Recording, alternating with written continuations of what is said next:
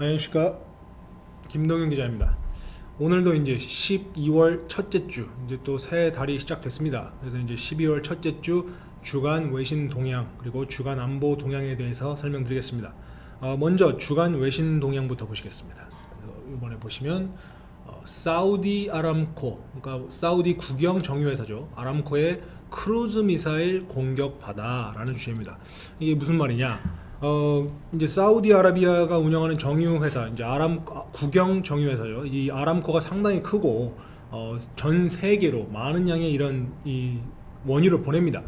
그래서 이 사우디의 아람코 시설이 이제 이 원유 보관 시설이 여러 나라에 있는데 그 중에서도 이제 이제 그 지역에 있는 그 제다라는 데가 있습니다. 제다라고 해서 홍해 인근의 제다시에 이 사우디 아람코의 정유 시설이 있는데 거기를 크루즈 미사일을 맞고 피해를 본 겁니다. 그래서 이게 왜 어떻게 무슨 목적으로 무슨 일이 있었느냐? 자, 예멘에 이제 후시라고 하죠. 후티 무장 단체가 있는데 일종의 그 테러 단체입니다. 시아파 무장 세력으로 수니파는 이제 적대적이고 그 외에도 이제 그 반이스라엘 그리고 반미적 성향이 강한 테러 조직입니다. 그러다 보니까 이제 사우디아라비아와도 상당히 좀 마찰을 빚어왔고 그 종교적으로나 이념적으로나 자기들이 추구하는 방향적으로나 상당히 이제 갈등을 빚어왔고, 또 사우디아라비아의 이제 최근 미국과의 친미적 성향이 이제 강화되고 친분이 강화되는 상황에 반기를 들어왔죠. 그렇기 때문에 이 후시라는 무장 단체가, 시아파 무장 세력이 크루즈 미사일을 발사를 한 겁니다. 크루즈 미사일을 발사를 해서 이 사우디 아람코의 정유 시설을 타격을 했고 실제로 그거에 대한 피해 정도와 이런 것들이 지금 올라왔어요.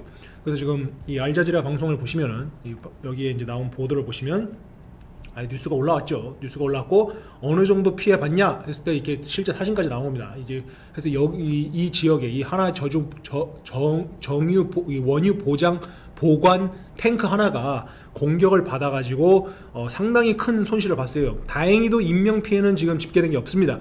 그러나 이제 실질적인 원유를 다른 나라로 수출하는 또 판매하는 이 아람코 입장에서는 타격이 있었습니다. 그래서 전체 보관량, 그러니까 당시 그 지역의 저장소 전체 중에 10%에 달하는 양이 폭발이 당연히 일어나죠. 폭발이 일어났고 탔고 또 이제 불에 소실이 된 거죠. 소실이 됐고 규모로 따지자면 정확한 규모로는 12만 배럴 규모의 이 정제된 원유가 이제 사라진 겁니다. 불이 붙어가지고. 그래서 다행히 지금 불은 다 진화가 됐고 지금 이런 형태로 나와 있다라는 게 지금 알자지라 뉴스에 통해서 나왔고 그 밖에 지금 외신들에서 보도를 하고 있습니다. 그래서 이런 갈등이 지금 빚어지고 있는 상태고 이번에 이 후시가 발사한 크루즈 미사일의 종류는 이 커드2 크루즈 미사일이고 이거에 또 원형이 이제 커드1이 있죠. 근데 이게 이란이 개발한 미사일을 모방을 했거나 거기서 개조한 버전으로 지금 보고 있습니다. 이란 또는 러시아죠. 그래서 러시아의 미사일을 이제 이란이 또 개조했고 이란이 만든 걸 또 이제 후시가 이제 입수를 해가지고 좀 개량을 했거나 거의 그것과 준하는 형태로 커드2 미사일을 발사를 해서 지금 저런 타격을 입혔다. 자, 그러면 이게 어떤 의미를 시사하느냐? 자, 이런 게 있죠. 지금 현재 미국 대선이 결과가 지금 누가 이겼는지도 지금 의견이 분분한 상황입니다. 그리고 지금 또 보수 진영 그리고 또 이 진보 진영 간에 지금 다툼이 계속되고 있고 양측을 지지하는 세력마다 양측에 보도하는 매체마다도 서로 상반된 지금 이 주장들을 하고 있고 의견들을 개진하고 있습니다. 그러니까 이런 혼란 시기, 그러니까 미국의 이 주도권, 미국의 이런 리더십이 지금 상당히 좀 공백이 생긴 이러한 시기에 실질적인 물리적 도발, 물리적 이런 공격을 한 거의 최초의 사례다라고 볼 수가 있겠습니다. 그러니까 현 시점에서는 미국 대선 이후 가장 먼저 무력 도발을 시도한 사례라고 볼 수가 있겠습니다. 물론 지금 이란에 이제 그 핵 과학자가 지금 암살됐다. 이런 것도 있지만 이런 거는 이제 요인 암살이기 때문에 조금은 다른 시점이죠. 근데 이거는 아예 대놓고 특정 시설을 물리적으로 타격을 해서 부셔줬고 또 실제로 거기에 이제 그 보관됐던 원유 양도 지금 불타서 없어졌기 때문에 실질적으로 눈에 보이는 공격을 했다라는 게 나온 겁니다. 그게 최초적 사례이기 때문에 이 지금 시점에서 이게 시사하는 바가 클 수밖에 없습니다.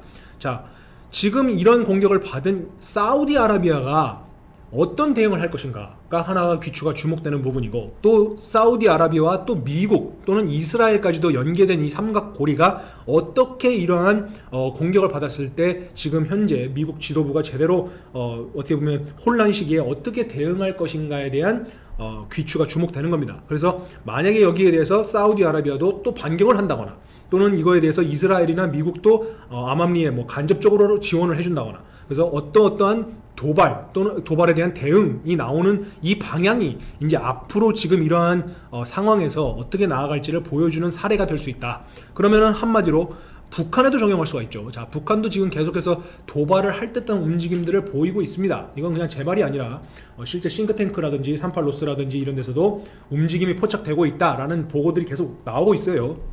그래서 이런 시점에서, 그러니까 미국의 지도력이 제대로 서 있지 않은 이런 공백 시기에 만약에 북한이 어떠한 뭐 중강도든 뭐 저강도든 중강도든 뭐 고강도든 간에 어떠한 형태로든 도발을 했을 때 어떻게 나올 것인가 라는 것을 그거의 일종의 분기점이 되고 바로미터가 될 수 있는 이런 사례라고 볼 수 있겠습니다.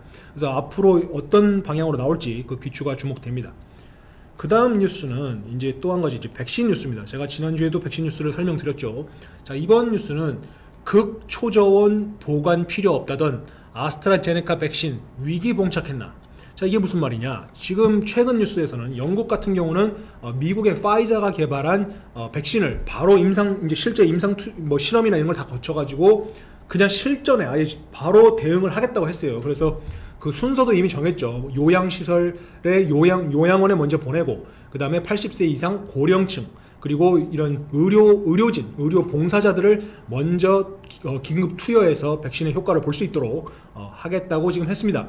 그런데 이런 와중에 가장 유력한 후보군에 올라와 있던 회사가 바로 이 아스트라제네카입니다. 영국의 그 옥스포드 대학과도 함께 연구를 했고 그 결과가 상당히 긍정적으로 나왔어요. 그런데 여기에 어떻게 보면 좀 태클을 거늘 만한 뉴스가 나온 겁니다. 그것도 그냥 뭐 아무 데서 나온 게 아니라 이 유명한 와이어드지가 있죠. 이 뭐 기술 테크를 전문적으로 다루는 와이어드지에서 이번에 이런 뉴스가 나온 겁니다. 그래서 내용상 보면은, 그러니까 지금 지금 아스트라제네카의 백신이 제대로 해서 이게 쓸모가 있냐, 데이터가 지금 좀 맞지 않고 어불성설인 면이 없잖아 있다라는 거를 아주 조목조목 따져가지고 이게 추적을 해가지고 실질적인 효과가 있냐 없냐를 지금 논하고 있는 상태가 됐습니다. 그래서 그러면은 이게 지금 이런 뉴스가 나오다 보니까 아스트라제네카 입장에서도 상당히 이제 좀 곤란한 상황에 처했겠죠. 왜냐하면 이런 거를 와이어드지라는 전 세계인이 보는 매체에 나왔으니까요. 그러면 이 와이어드지에서 지금 주장하는 것은 무엇이냐면, 자, 임상실험 결과 부분에 있어서 좀 의구심이 간다라는 지금 이런 일종의 태클을 건 거예요. 그럼 이게 왜 그런 말을 하냐면, 지금 파이자라든지 모더나가 한 임상실험은 대규모 인력 풀을 놔둔 상태에서 그 사람들을 통째로 이제 임상실험을 진행을 한 겁니다.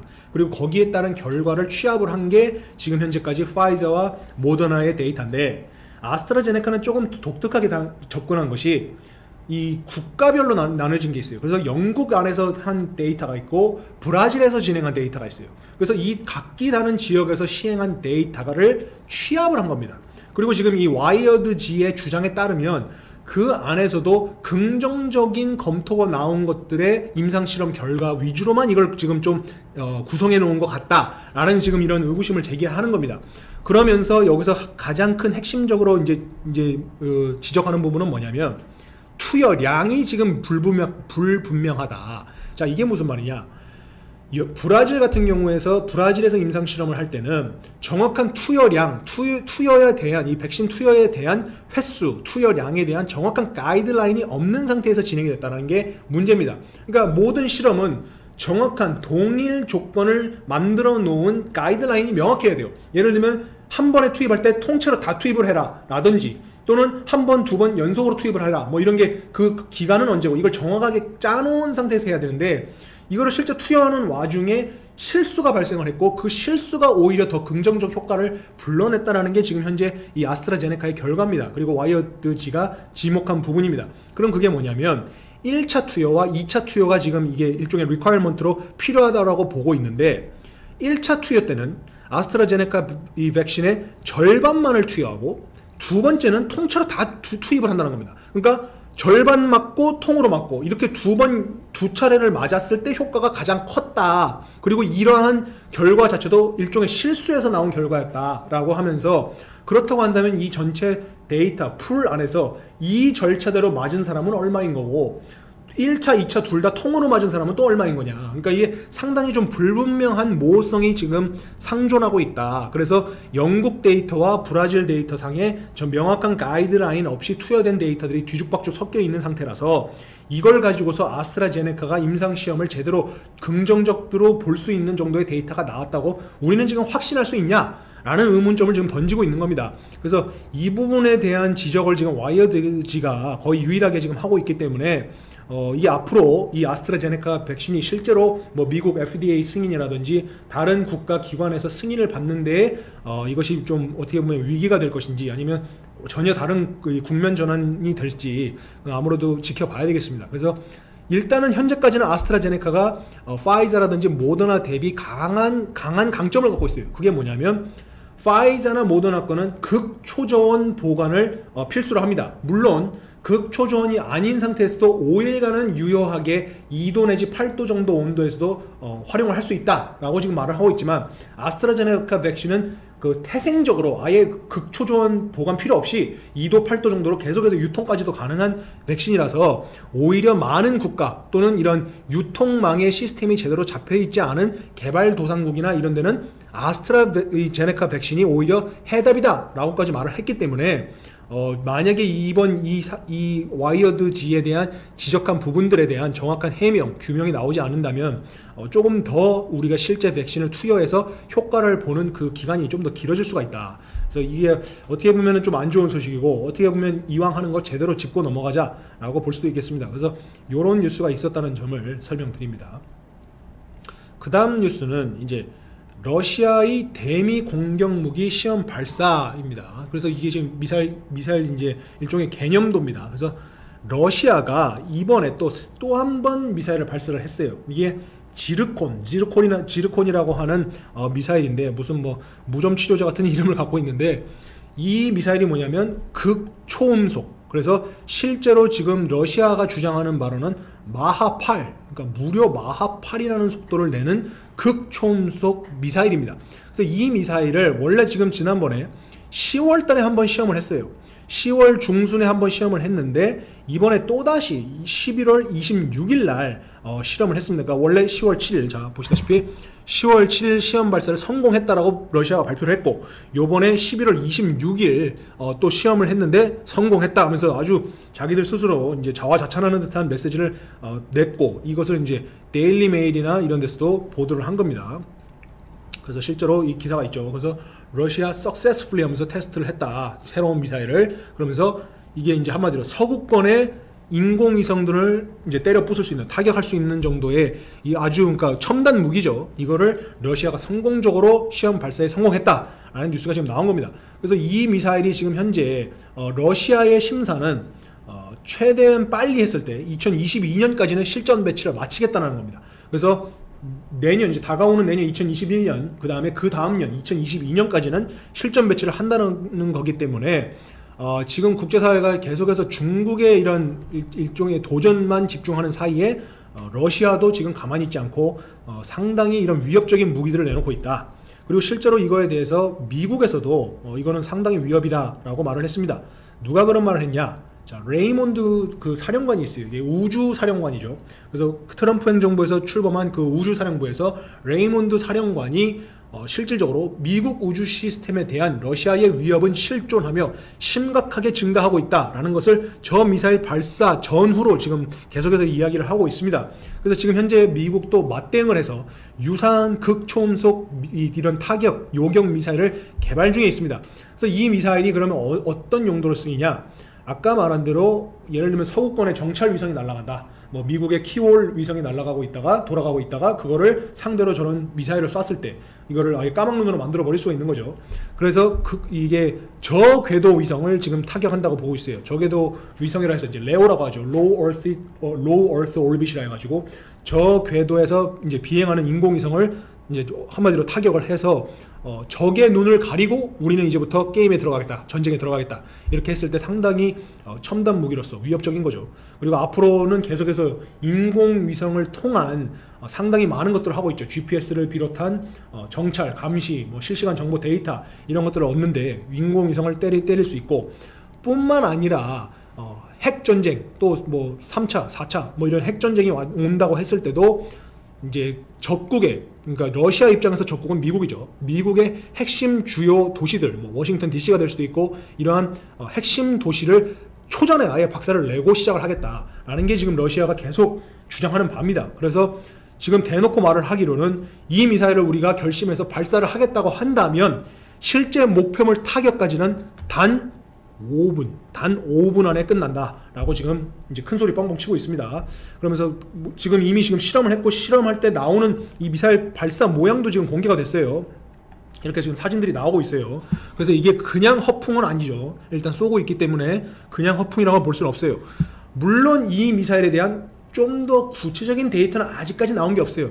이제 러시아 입장에서는 이것에 대한 성능을 정확하게 알려주기 싫은 것도 있고, 또 이게 아무래도 아직까지는 이걸 만드는, 개발하는 국가의 수가 적다 보니까 좀 베일에 가려져 있습니다. 근데 이게 실제로 허풍이라고 그냥 치부하기에는 미사일을 계속 발사하고 있기 때문에 위협적인 거죠. 그리고 이거 외에도 지금 누돌이라고 하는 또 다른 미사일도 지금 또 갖고 있어요. 이것도 지금 심지어 아까 말한 지르콘보다 더 빠른 마하 12에 도달하는 극초음속 미사일입니다. 그래서 이것도 미사일 방어망 시스템에 아주 고고도 방어망으로 지금 활용을 하고 있기 때문에 계속해서 지금 러시아의 위협은 상존하고 있다.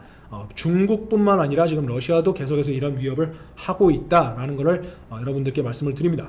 그래서 이런 부분이 있고 해서 앞으로 우리도 지금 현재 KAMD라고 하는 저고도 미사일 방어망 시스템 자체도 아직 구축을 제대로 하지 못한 상태인데, 미국과 함께 앞으로는 이런 우주사령부라는 개념도 미국의 도움을 받아서 한국도 여기에 함께 발을 맞춰야 되지 않겠나.